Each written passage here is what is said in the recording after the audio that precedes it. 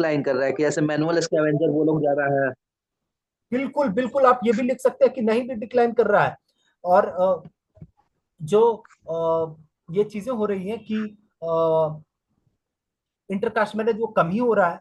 ठीक है, caste discrimination अभी भी आप एक एंटीथेसिस वो भी लिख सकते हैं बिल्कुल। लेकिन पहले वो वाला काम आप देखो, शॉर्ट आंसर क्वेश्चन है, 5 मिनट है, तो पहले आपको ये तो जरूर लिखना चाहिए कि डिक्लाइन कर रहा है, क्योंकि क्वेश्चन में लिखा हुआ है कि सोशल फिनोमेना के रूप में डिक्लाइन कर रहा है। क्या ये मेजर डिमांड है सवाल का? नहीं, सवाल पूछना चाह रहा है कि नहीं। Caste in politics. लेकिन इसको बोलते हैं implicit demand, E I M P, मतलब ये विदित है कि आपको ये करना चाहिए, इस पर बात करना चाहिए। ठीक है, तो या बिल्कुल। और ये सारी गलतियों को हम लोग 71वीं में ठीक करेंगे दोस्त। ठीक है, और एक और चीज, ऐसा नहीं होगा कि 71वीं में हम लोग ये सब प्रिपेयर करके जाएंगे, वहां पर एकदम सवाल आ जाएगा कि कास्ट इन पॉलिटिक्स, तो हम लोग ऐसा सोचे हैं वो लिख देंगे। नहीं, वहां पर ऐसा होगा कि आप ये सब पढ़ के जा रहे हैं, आपसे सवाल पूछ दिया गया है रीजनलिज्म पर। अब रीजनलिज्म के बारे में आपके पास पॉइंट्स कम है, लेकिन जो जो क्वेश्चन में वर्ड लिखा हुआ उस पर अटैक कर दीजिए, कोई दिक्कत नहीं। और सीधा वो वर्ड को उठाइए, सब डायमेंशन बनाइए, और उस वर्ड को, उसका पर्यायवाची नहीं, उस वर्ड को उठाइए, सब डायमेंशन बनाइए, और 2-3 पॉइंट लिख दीजिए। जनरल कॉमन सेंस वाला पॉइंट भी लिख दीजिएगा, तो आपको पॉइंट बन जाएगा।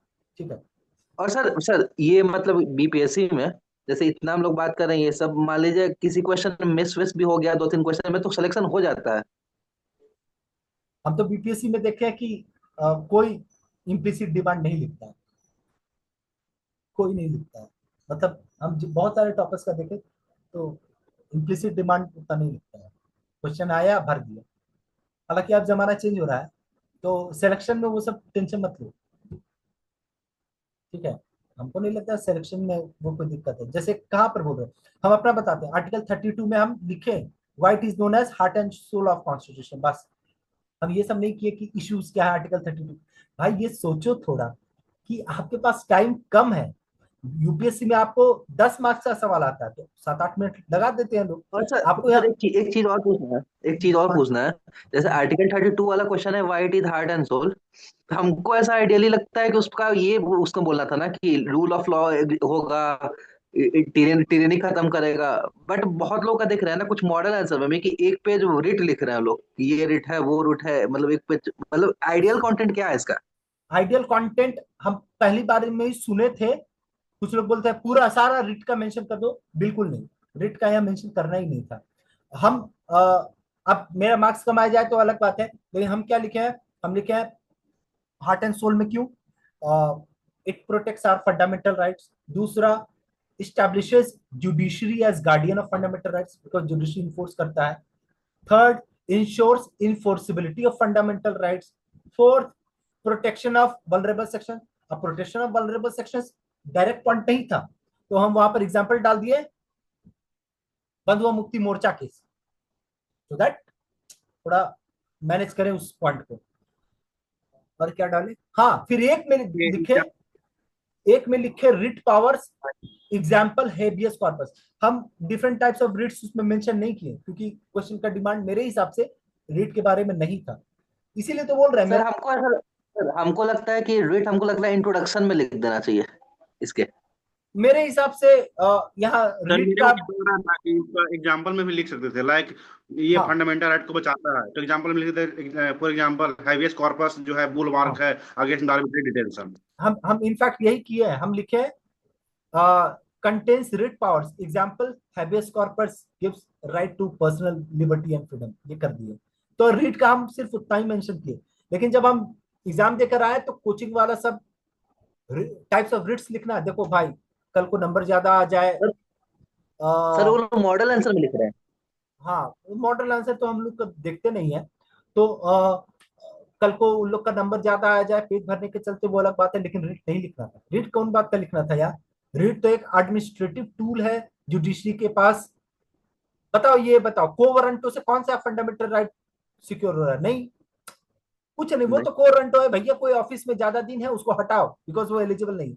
यहाँ पर आपको बात करना हार्ट एंड सोल इसलिए है क्योंकि वो कहीं ना कहीं सरकार का पावर को लिमिट करता है, हम लोग का फंडामेंटल राइट को प्रोटेक्ट करना, यहीं पर इसी दोनों लाइक के सर बीच। कॉन्स्टिट्यूशन को, कॉन्स्टिट्यूशनल वैल्यू को अपहोल्ड करता है। हाँ हाँ, तो यही सब हम लोगों को बात करनी थी। बाकी लोग क्या कह रहे हैं यार। अ, तो मेरे हिसाब से वही लिखना था, हम भी वही लिख के आए जो आप लोग कह रहे हैं ना, हम वही लिख के आए। तो या अब हम लोग चलते हैं लास्ट एक लॉन्ग आंसर क्वेश्चन देख लेते हैं, उसकी कमियों को भी देखेंगे और आप लोग भी कमियां बताइए, क्योंकि ऑब्जर्व करते हैं तो बताइए कि इसमें ये दिक्कत है, आप ये कर सकते थे, ठीक है। तो चलिए हम लोग करते हैं। सर लॉन्ग आंसर में एक चीज लास्ट पूछना है। सर लॉन्ग आंसर में ना बहुत लोग बोलते हैं कि जैसे पॉइंट का एक्सप्लेनेशन ज्यादा करना चाहिए, आपको ऐसा नहीं लगता सर? लॉन्ग आंसर में पॉइंट का एक्सप्लेनेशन, अच्छा जैसे मेरे लॉन्ग आंसर, हाँ पॉइंट का एक्सप्लेनेशन ज्यादा का मतलब क्या होता है, जैसे देखो एक चीज बता देते हैं, परफेक्ट आंसर बताते हैं क्या होता है। हालांकि हम लोग के लिए पॉसिबल होता नहीं है परफेक्ट आंसर लिखना। अगर आप जैसे लॉन्ग आंसर का लिख रहे हैं, तो लॉन्ग आंसर लॉन्ग क्यों आप कर रहे हैं, कि आप एक ही बात को मतने वाले हैं क्या, एक ही बात को स्ट्रेस करने वाले हैं क्या, तब वो मजेदार नहीं है। लॉन्ग आंसर इसलिए आपका लॉन्ग है क्योंकि आप उसमें ज्यादा पॉइंट्स लिखे और आप उसमें अच्छा खासा एग्जाम्पल लिखे। देखो लॉन्ग आंसर कैसे, जैसे लॉन्ग आंसर का क्वेश्चन है, तो उसमें आप एक नहीं दो तीन डिमांड क्रिएट कीजिए कि इसका दो तीन डिमांड है। तो दो तीन डिमांड में आप छह छह पॉइंट लिख रहे हैं, उसके साथ अगर आप एग्जाम्पल लिख रहे हैं तो वो खुद लॉन्ग हो जाता है। आप बताइए, हम जैसे आपको पिछला जो आंसर दिखाए यहीं पर देखते हैं, इसमें क्या और एक्सप्लेन करते वो बताइए, हम आपके साथ अग्री भी करेंगे और बताएंगे कि कहां पर डिसएग्री करने की बात है। देखिए ये मेरा लॉन्ग आंसर क्वेश्चन है, कॉजेज ऑफ नॉन, यहीं से शायद स्टार्ट था, ऊपर में इम्प्लिसिट डिमांड था तो उसका बात क्यों करें। Causes of non cooperation movement, economic distress in post world war downturn.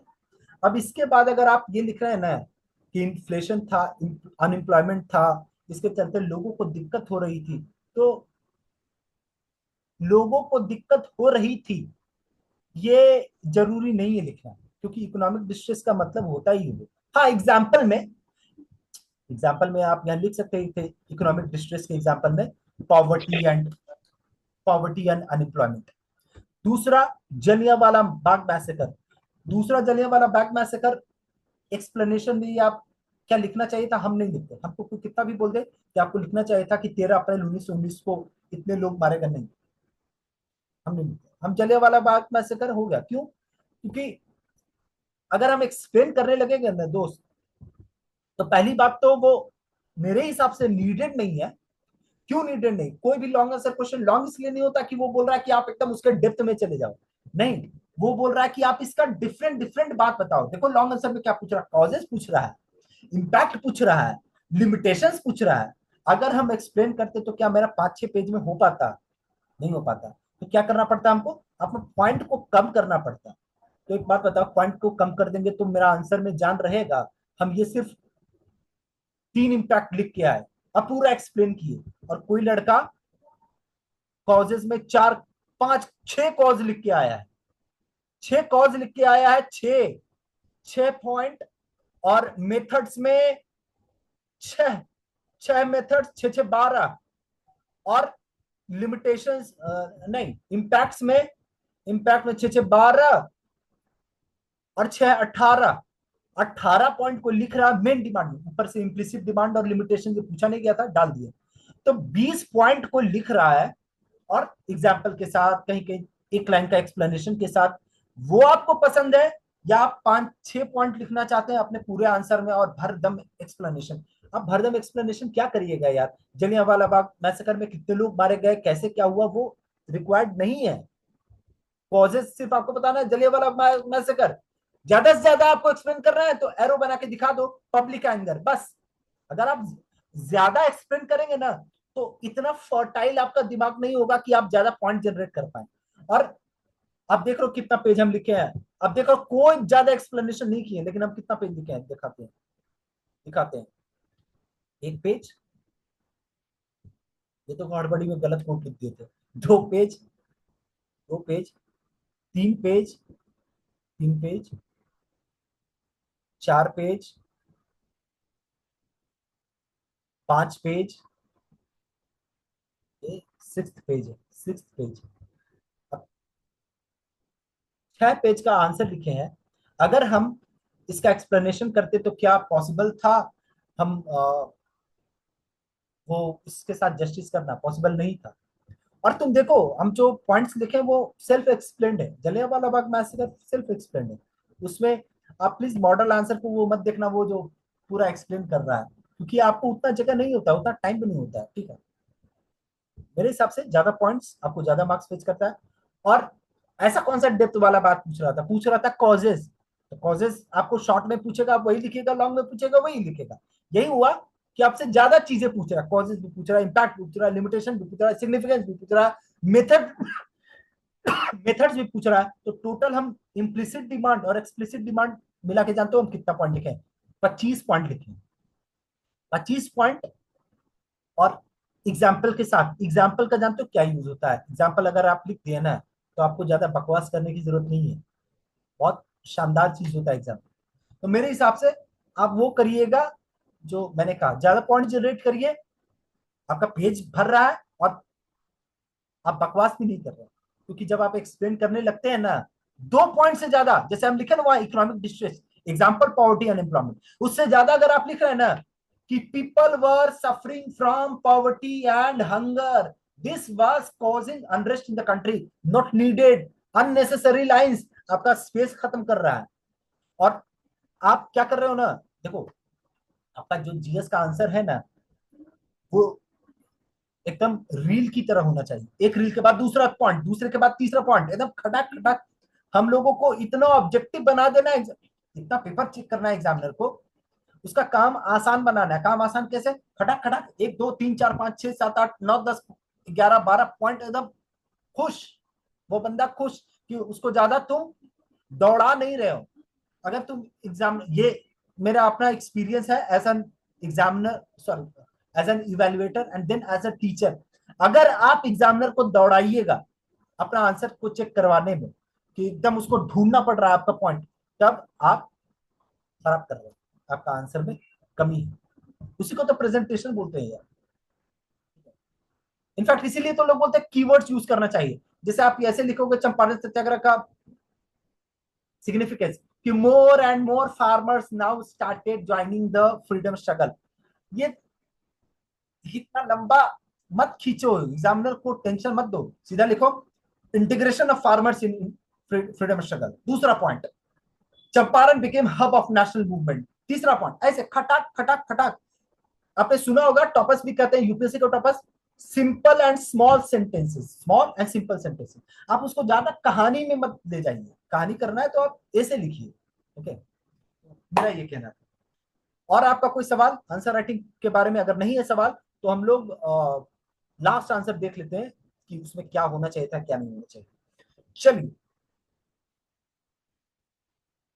अच्छा आप लोगों ने टेस्ट सीरीज वगैरह स्टार्ट कर दिया है क्या? नहीं सर, अभी स्टार्ट नहीं किया। अच्छा, वो 12 से सब लोग स्टार्ट करने वाले, 11 12। सही है, हम भी वो ज्वाइन करेंगे ऑफलाइन, लिखने में मजा आएगा यार। और बढ़ती उम्र में एक ही चीज ऐसी है जो अ, एक यूथ का फीलिंग देती है, वो है आंसर राइटिंग। लगता है कि हाँ सर आओ आपको सब। सर आपका ऑप्शन पीएस आ रहा है क्या? नहीं, हिस्ट्री। अच्छा। क्यों आपने पूछा? सर पूछे इसलिए कि मतलब एक ऐसे का एक चीज पूछना था।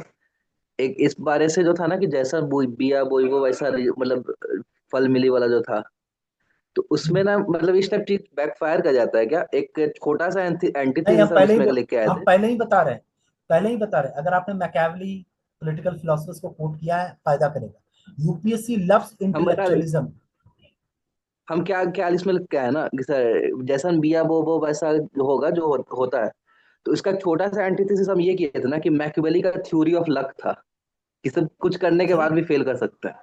नहीं नहीं सही है, सही है। मैकियावेली का थ्योरी ऑफ लक में आप बिल्कुल सही है। आप ऐसे में जितना इंटेलेक्चुअलिज्म दिखाइएगा बीपीएससी में उसका रिवार्ड मिलता है, बिल्कुल रिवार्ड मिलता है। आप बुक्स के बारे में, किसी ऐसे स्कॉलर के बारे में, बिल्कुल बिल्कुल आपको रिवार्ड मिलता है। और आपने जो सवाल किया पॉलिटिकल साइंस, मेरा यूपीएससी में था, ठीक है, यहाँ हिस्ट्री ले लिए। ठीक है, तो था मेरा। चलिए हम लोग लास्ट आंसर की तरफ चलते हैं। तो दोस्तों ये सब सेशन सचमुच इंपॉर्टेंट है। हालांकि मेरा यूट्यूब चैनल को पता नहीं 500 कितना हुआ हो, 500 सब्सक्राइबर हुआ है।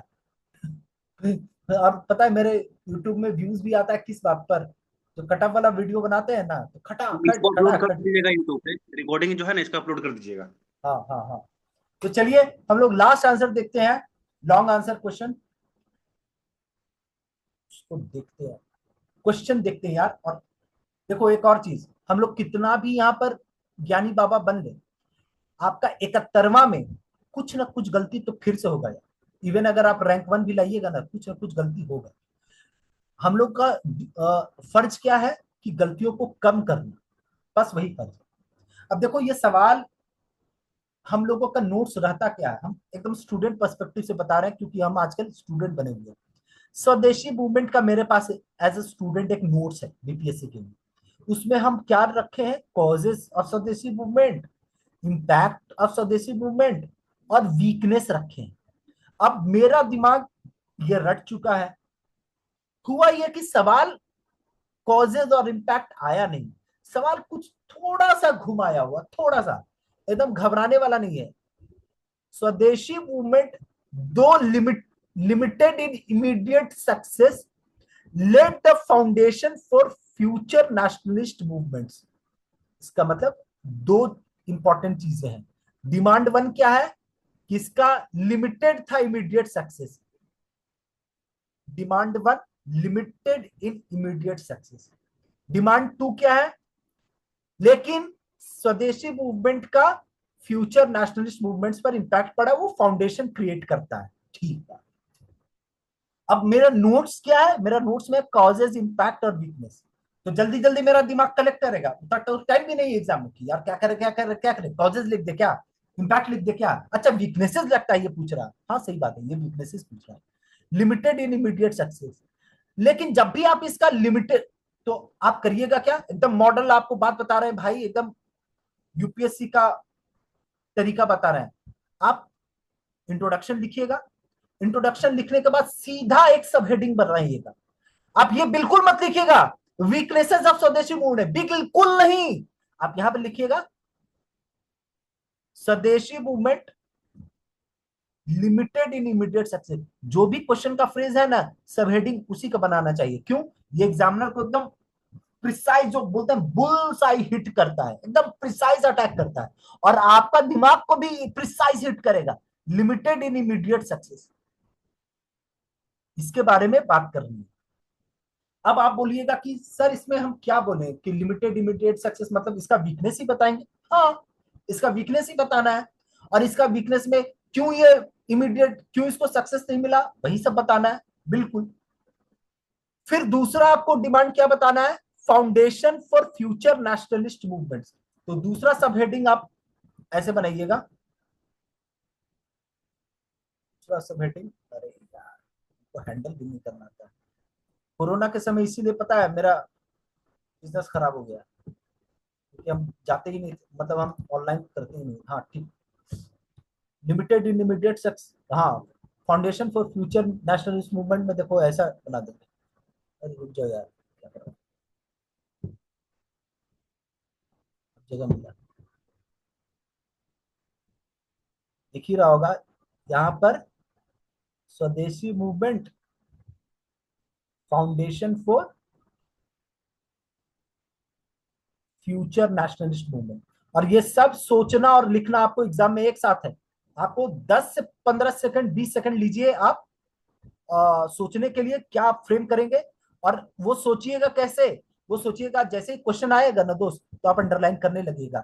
जैसे मेरे पास अगर ये सवाल आएगा ना, तो हम इसमें अंडरलाइन करेंगे स्वदेशी मूवमेंट दो लिमिटेड इन इमीडिएट सक्सेस, तो हम देख लिए कि ये पहला डिमांड, तो हम इसको अंडरलाइन कर देंगे और एकदम इसको हम सब हेडिंग बनाने का कोशिश करें। Let the foundation, foundation for future, ये भी तो मतलब दो डिमांड तो एक्सप्लिसिटली हमको लिखना है। उसके बाद 20/80/20 रूल में कुछ इश्यूज भी लिख देंगे। ठीक है, तो swadeshi movement was launch in 1905 against lord Curzon's decision of partition of Bengal. Soon it spread to other parts of the country as a massive upsurge against British imperialism in India. ये introduction हम क्यों लिखे?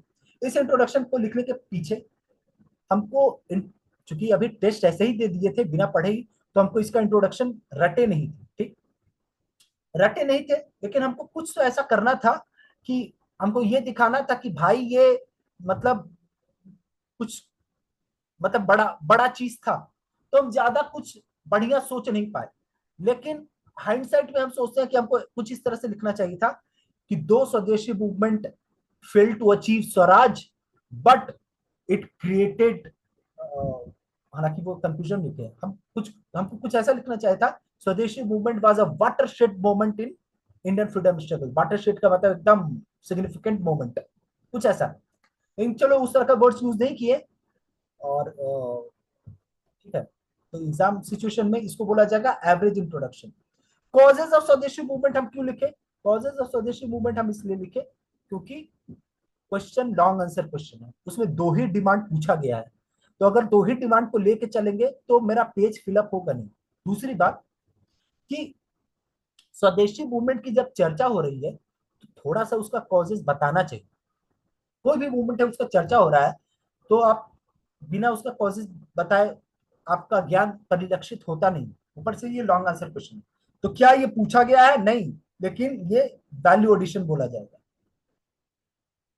ये implicit demand भी नहीं है, ये value addition है। और हम इसको शुरू में क्यों किए? क्योंकि ये शुरू में ही लिखा जाता है कोई भी मूवमेंट, हाँ भाई कैसे हुआ। लेकिन इसको बस काम चला देंगे, 2 पॉइंट, 5 पॉइंट, 6 पॉइंट, ज्यादा हम इस पे पॉइंट लिख दें, बट ठीक है, ठीक है, कोई दिक्कत नहीं। अब मेन डिमांड पर आते हैं, स्वदेशी movement limited in immediate success. अब इसके बारे में आप सोचिए कि इसका वीकनेस क्या था, उसी के बारे में लिख दिए। पार्टीशन ऑफ बंगाल वाज, देखो एक और चीज, जब आप लिमिटेड इन इमीडिएट सक्सेस है ना, तो दो चीज के बारे में सोचिए कि ये फेलियर था, ये भी आपको दिखाना है, और ये फेल क्यों हुआ ये भी आपको दिखाना है, रीजंस फॉर फेलियर। तो आप बोलिएगा कि सर इसका अलग डायमेंशन बना ले क्या, कि वाइट फेल्ड और what were the reasons for इस फेलियर? नहीं बनाइए, क्यों? क्योंकि डायमेंशन आपको वही बनाना है जो आपसे क्वेश्चन पूछा गया, Swadeshi movement limited in immediate success. आपको ये बताने की जरूरत नहीं है why limited in immediate success. आपको बस इस डायमेंशन को कैटर करने की जरूरत है। इस डायमेंशन में आप दोनों चीज बता दीजिए कि ये फेलियर है, फेलियर कैसे था बता दिए, पार्टीशन ऑफ बंगाल नहीं रिवोक्ड हुआ, खत्म नहीं हुआ, पार्टीशन ऑफ बंगाल चला ही, स्वदेशी मूवमेंट के बावजूद चला, हालांकि 1911 में रिवोक हो गया था, लेकिन अभी तो हमको दिखाना है कि फेल कर गया था, इमीडिएट सक्सेस इसको नहीं मिला था, तो पार्टीशन ऑफ बंगाल नहीं हटा था। तो हम इसका क्या दिखा रहा है? फेलियर दिखा रहा है, लेकिन इसी सेम सब हेडिंग में हम इसका रीजंस भी दिखाएंगे। क्यों? क्योंकि इन दोनों को अलग अलग करने की जरूरत नहीं है, ये पूछ दिया है। तो हम अपना कौन सा ज्ञान यूज कर रहे हैं? हम अपने नोट्स में उस पार्ट को यूज कर रहे हैं जो वीकनेस ऑफ स्वदेशी मूवमेंट था, उसको यूज कर रहे हैं। और क्या हम वीकनेस ही बताएंगे? नहीं, हम ये भी बोल देंगे कि ये अपने आप में एक फेलियर था, वो शुरू में ही बोल देते भाई ये अपने आप में फेलियर था। क्यों? क्योंकि ये जो लिमिटेड इन इमीडिएट सक्सेस का मतलब, आप दोनों चीज बताइए कि ये फेल भी कर गया इमीडिएटली, और रीजंस भी बता दीजिएगा कि क्यों फेल कर, हो गया काम। मेरा दिमाग पार्टीशन ऑफ बंगाल के पास गया, इमीडिएटली रिवोक नहीं हुआ। Limited geographical spread to north and east India, गलत हो गया मेरा, ठीक है, हमको यहाँ वेस्ट इंडिया भी लिखना चाहिए था, ये सिर्फ साउथ इंडिया में नहीं गया था।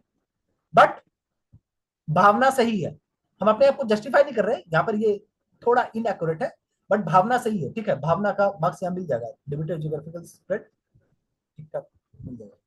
Internal division in political leadership, बिल्कुल ये भी कारण था। अब आप बोलिएगा सर आप रीजंस क्यों नहीं लिख रहे हैं, ये तो रीजंस है, तो यही तो बाबू रीजन और फेलियर दोनों साथ में लिख दिए, क्योंकि रीजन वो अलग से नहीं पूछ रहा है, वो बोल रहा है कि स्वदेशी मूवमेंट इमीडिएटली फेल कर गया था।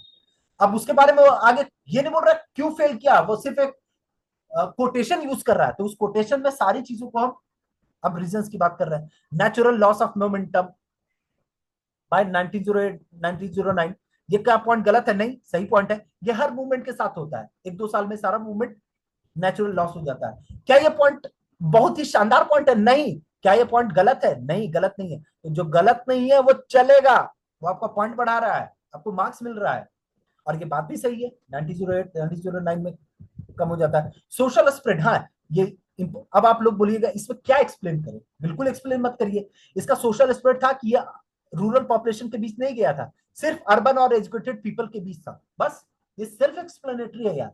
अगर आप इसको एक्सप्लेन करने लगेगा तो ज्यादा पॉइंट्स नहीं लिखेगा, और वो एक्सप्लेनेशन आपका, सच बोल रहे हैं, ट्रैश रहता है। अब क्या इस पे एक्स्ट्रा बताइए, क्या आप लिखेंगे? कुछ नहीं, कुछ नहीं, सिर्फ आप बात बनाइएगा कि ये रूरल एरियाज में नहीं जाता है, इसका मतलब ये मास मूवमेंट नहीं बन पाता, कोई यूज नहीं है यार। आप सिर्फ ये लिखिए सोशल स्प्रेड, जब लिखे दिए हैं कि सोशल स्प्रेड इसका लिमिटेड है तो हो गया बात। कम्युनलिज्म, हम यहाँ पर लिखे भी नहीं है कि स्प्रेड ऑफ कम्युनलिज्म, कम्युनलिज्म चलेगा, example birth of Muslim league, क्योंकि हम एग्जांपल लिख दिए, एग्जामिनर इज हैप्पी।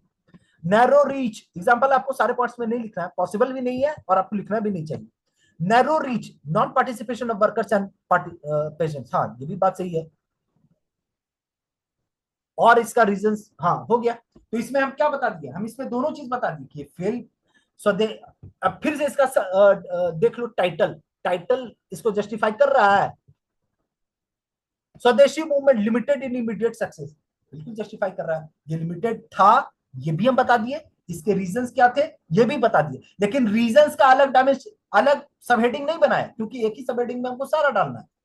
आप घबराते कब हो, क्योंकि आपने सोचा कि यार मेरे तो नोट्स में कॉजेस है, इंपैक्ट है और वीकनेसेस है, अरे वीकनेसेस ही तो लिखना था। बस लैंग्वेज को मत चेंज करिएगा, लैंग्वेज को चेंज करने का मतलब बीपीएससी में बहुत सारे स्टूडेंट्स को देखते हैं वो अपने तरफ से अपना नोट्स ही लिखने लगते हैं, कॉजेस, इंपैक्ट्स, वीकनेसेस, फिर आपका काट देगा, आपको कम मार्क्स देगा। आपको जो पूछा गया उसका सब हेडिंग बनाइए, अब बात वही लिखिए, क्योंकि वही बात लिखना ही है यार। क्या होता है, एग्जाम टफ वर्क नहीं होता है, उसका सिर्फ लैंग्वेज चेंज कर दिया जाता है, तो लैंग्वेज चेंज कर देगा तो आप अपने नोट्स लिख दीजिएगा, ऐसा थोड़ी होता है।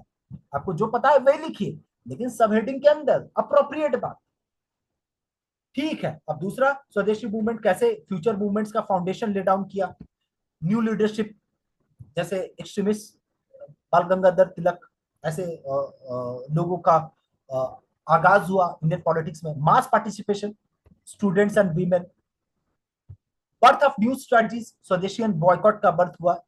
और ये भी देखो एरो बताकर दिखा दिया कि इन फ्यूचर मूवमेंट्स जैसे सीडीएम में इसका यूज हुआ। Expose British repression, British lathi charge करते हैं, अरेस्ट करते हैं, तो डीमिस्टिफाइड सिविलाइजिंग मिशन थ्योरी, इसका मतलब ये दिखा दिया जो ब्रिटिशर बोलते थे कि हम लोग आए हैं भारत को सिविलाइज करने के लिए, तो ये जो हिपोक्रेसी है उसको एक्सपोज कर दिया, ठीक है। मीटिंग का 10 मिनट बचा है, आगे बढ़ते हैं। Legislative reforms, Indian council act, ये फार फेजेड बात है, लेकिन इंडियन काउंसिल एक्ट हुआ क्या कि ये इंडियन नेशनल मूवमेंट को एनकरेज करता है, क्यों, क्योंकि बाद में लेजिस्लेचर में इंडियंस जाते हैं और ब्रिटिश एडमिनिस्ट्रेशन को एक्सपोज करते हैं, ठीक है। रोल ऑफ न्यूज़पेपर्स आप दिखा सकते हैं, हालांकि हमको ये दिखा देना चाहिए कि आगे भी कैसे न्यूज़पेपर इंपॉर्टेंट रोल पर प्ले करता है नेशनल मूवमेंट में। तो role of newspaper in spreading nationalist awareness, example Bengali newspaper, हमको ये हम बता रहे हैं ये इनकम्प्लीट पॉइंट है, ये हमको दिखाना चाहिए था कि कैसे फाउंडेशन ले डाउन करता है फ्यूचर नेशनलिस्ट मूवमेंट का। तो फ्यूचर में भी न्यूज़पेपर्स का रोल रहता है, ये थोड़ा सा लिख देना चाहिए था। Emphasis on Hindu Muslim unity, हालांकि हिंदू मुस्लिम यूनिटी स्वदेशी मूवमेंट में देखा नहीं गया था, लेकिन एम्फेसाइज किया गया था, और ये बाद में चल के गांधीयन मूवमेंट का इंपॉर्टेंट पार्ट बना। कैसे आप बताओगे कि हिंदू मुस्लिम यूनिटी का एम्फेसिस किया गया था, राखी सेलिब्रेशंस किया गया था हिंदूज और मुस्लिम्स के बीच, ये भी पॉइंट हो गया, उतना इंपॉर्टेंट पॉइंट नहीं है लेकिन चलेगा, क्योंकि रविन्द्रनाथ टैगोर ने बोला था कि राखी बांधो हिंदू और मुस्लिम सब। Restoration of cultural pride, Indians के बीच जो ये कल्चरल इंफीरियोरिटी आ गई थी उसको रिस्टोर किया, ये भी इंपॉर्टेंट था, क्योंकि इससे एक साइकोलॉजिकल स्ट्रेंथ मिला इंडियन फ्रीडम मूवमेंट को, यार हम लोग अंग्रेजों से कम है क्या। ये कल्चरल प्राइड को रिस्टोर कैसे किया गया, जैसे गणेश फेस्टिवल, शिवाजी फेस्टिवल, ये बाल गंगाधर तिलक जी ने महाराष्ट्र में मनाया, रक्षाबंधन मनाया गया, तो इन चीजों से एक कल्चरल प्राइड वो वापस आया। और आपको पता ही है कल्चरल प्राइड बहुत इंपॉर्टेंट था हमारी नेशनलिस्ट अवेयरनेस को एनकरेज करने में। आपका क्वेश्चन का मेन डिमांड समाप्त हो गया है। 20 में वीकनेसेस ऑफ स्वदेशी मूवमेंट जरूरत थी नहीं, क्यों, क्योंकि वो जो पहला पार्ट था वो वीकनेस ही पूछा गया था, लेकिन चलो लिख देते हैं यार, एग्जामिनर को एक अलग डायमेंशन दिखा देते हैं। जब भी आप 20 वाला पॉइंट लिख रहे हैं, 20 मतलब 80 में थोड़ा बहुत वैल्यू एडिशन कर रहे हैं, तो उस और भी कम एक्सप्लेन करिए, एकदम कम एक्सप्लेन करिए। इससे क्या हो रहा है, मेरा पेज भी ठीक ठाक भरा, हम क्वेश्चन के दोनों डिमांड को भी एड्रेस कर दिए, और ये क्वेश्चन को अगर आप देखिएगा तो क्वेश्चन आसान है, लेकिन उसका जो फ्रेज घुमाया हुआ है ना, तो थोड़ा सा परेशानी क्रिएट कर सकता है। लेकिन सर इसका कंक्लूजन में क्या लिखे थे वो थोड़ा दिखाइए ना एक बार। हाँ ठीक है, conclusion।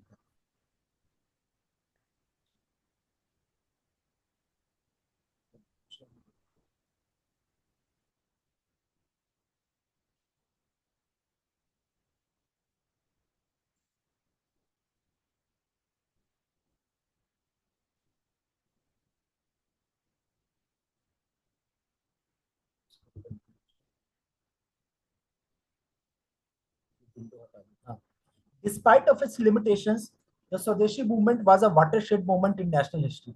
It brought social, political, and even psychological self-awareness and realization to struggle against British imperialism.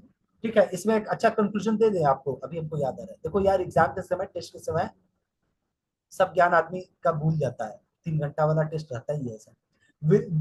Will Durand, not William Durand, will Durand ने कहा था ना, बहुत बढ़िया पॉइंट है यार, आप लोग लिख लीजिएगा।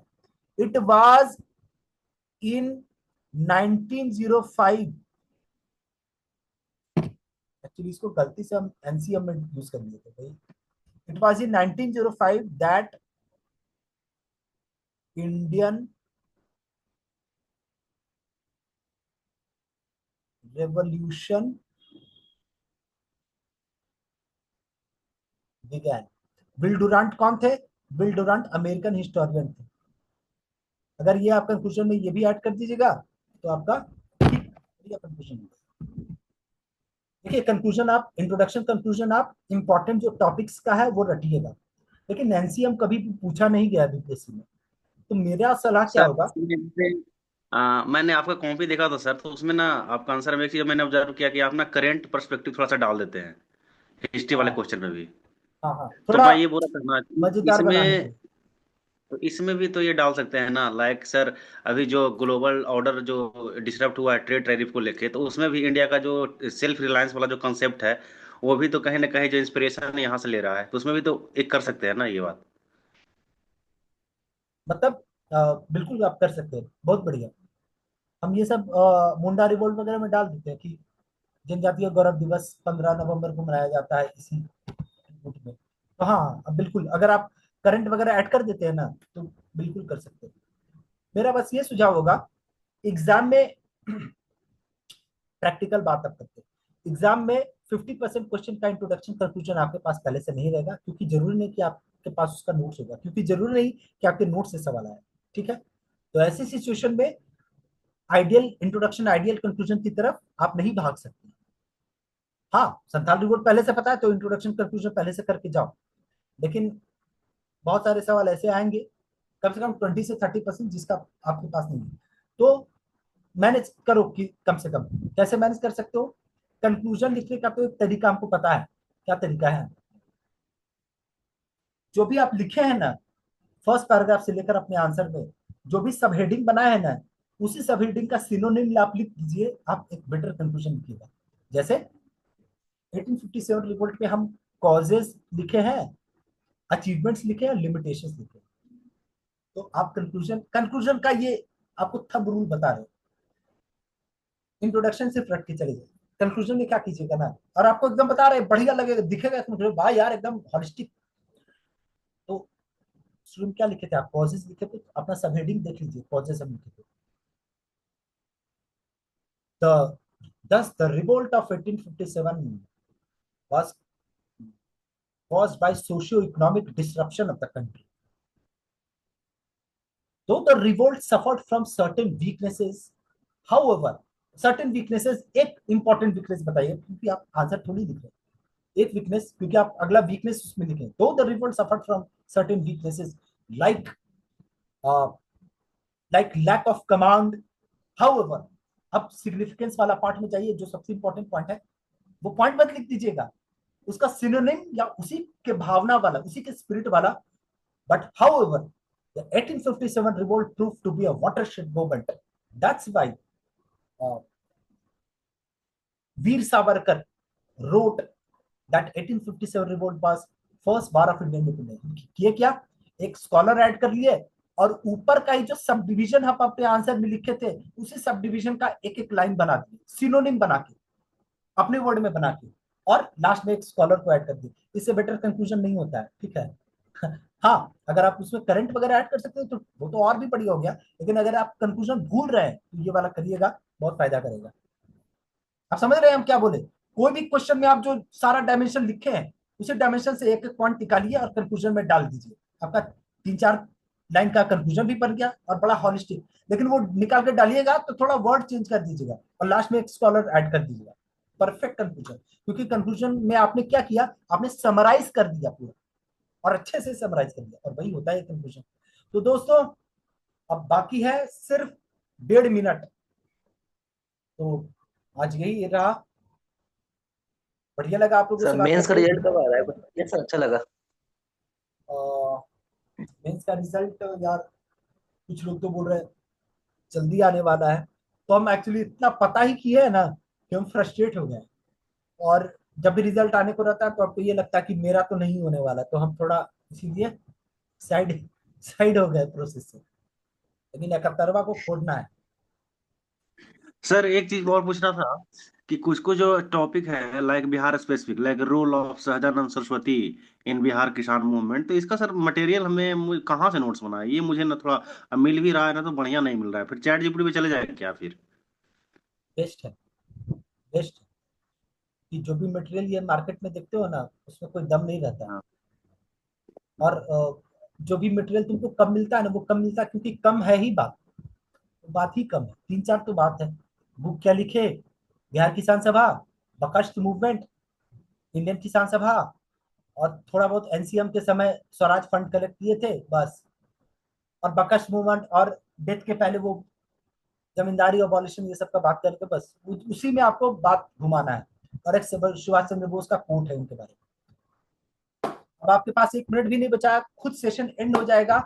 तो दोस्तों, अच्छा लगा आप लोगों से बात करके। हम थोड़ा थक जाते हैं यार, पता नहीं, तो ठीक है, हम डालते हैं यूट्यूब पर और देखते हैं यार क्या होता है। यूट्यूब पर डाल देंगे तो ना, sir thank you cut off analysis, नाम लिख देंगे कट ऑफ एनालिसिस।